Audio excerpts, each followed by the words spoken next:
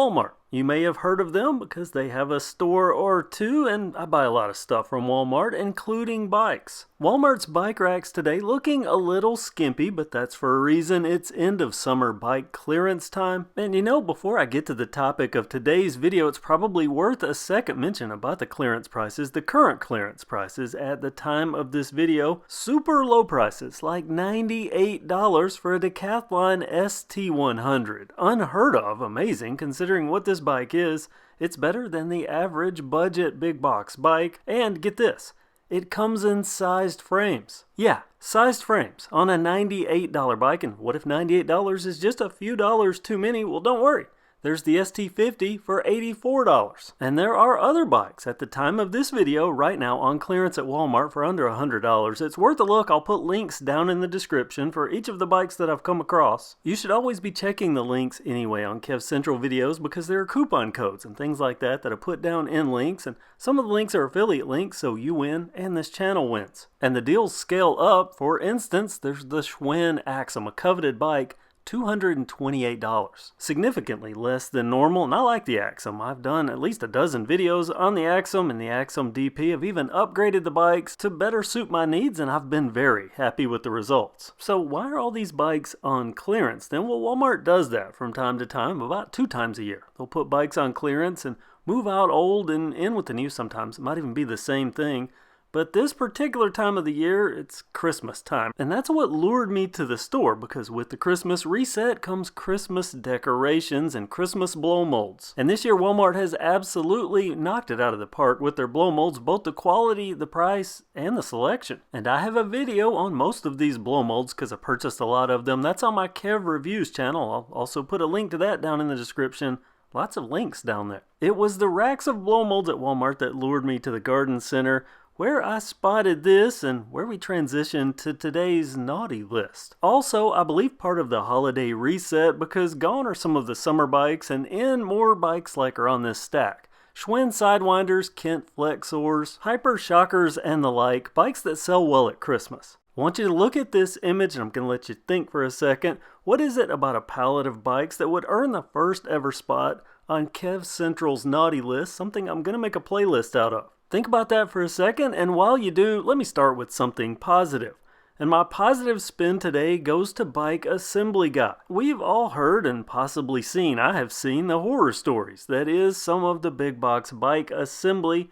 But this guy, he's actually doing things right, and I don't think he's even a Walmart employee. I think he's a third-party assembler. Why do I think that? Well, A, no blue Walmart vest. B, he's wearing Beats headphones at work. And C, he's using those Beats headphones to make a phone call, which I don't think Walmart would really smile upon for their employees, at least on the clock. Just FYI, it sounds like a friend of his is working on a truck, and it's going well, so yeah, I may have eavesdropped. I also watched him for a few minutes, which is less creepy than it sounds. I was looking at how he was adjusting these bikes, and he was doing a pretty good job. I watched him adjust rim brakes, check his adjustment, and then readjust, check that again, and then he checked headset tightness, something you don't normally see big box assemblers do, so thumbs up to this guy. But unfortunately, we move away from him and back to this image. I asked you what you thought was wrong with this. If you said that bikes should not be laid on their side and definitely not stacked on their side, you would have been correct. To most people, this might not look like much, might not look bad at all, but to me, I know the realities of this. I let out an audible gasp when I looked and saw all this stacked up. And I'm willing to bet 2 chain master links that some bean counter at Walmart, and yes, I use the term bean counter, made a decision they could save a few cents per pallet if they laid the bikes on their side and stacked them up. Let me explain to you why this is wrong and why it is very, very bad. You see, big box bikes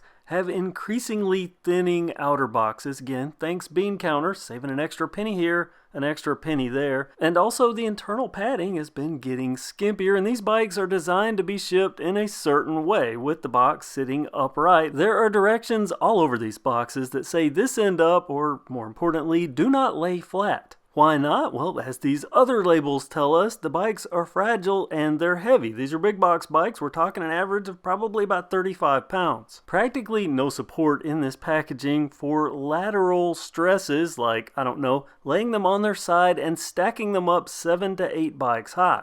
Let me tell you what the end result of this is.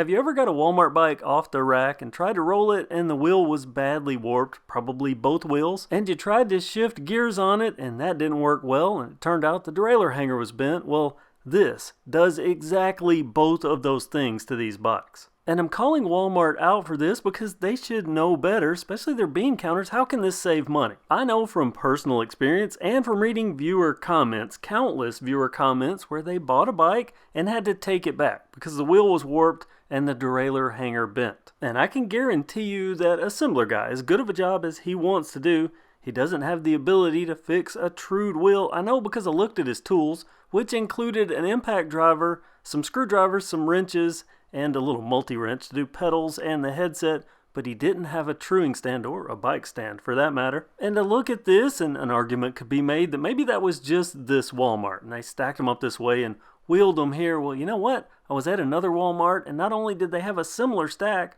but it had that shrink wrap where they'd just taken it off. It was laying beside the pallet. So at the very least, it's endemic. And wait, because it gets worse. I went back to this same store 2 days later, and this was all they had left to assemble. But look at these boxes. No doubt this was stuff on the very bottom. Like this Schwinn Sidewinder, which I know has an integrated frame derailleur hanger, or as we call it here at KevCentral, a frame doodle. Now that has a steel frame, so there's a little leeway to be able to bend on that frame doodle, but some of the bikes, not this one in particular, but some of the bikes had an aluminum frame. You bend aluminum and bend it back, it's weakened, so definitely far from ideal. Look at this poor Kent Bayside. It is literally sandwiched between two heavy steel bikes. And when I say sandwiched, I mean the box is literally half the thickness exactly where the bike is. Right where that frame doodle is going to be. No way that this one doesn't have a bent derailleur hanger and warped wheels. I don't even want to envision what this poor Huffy is going through.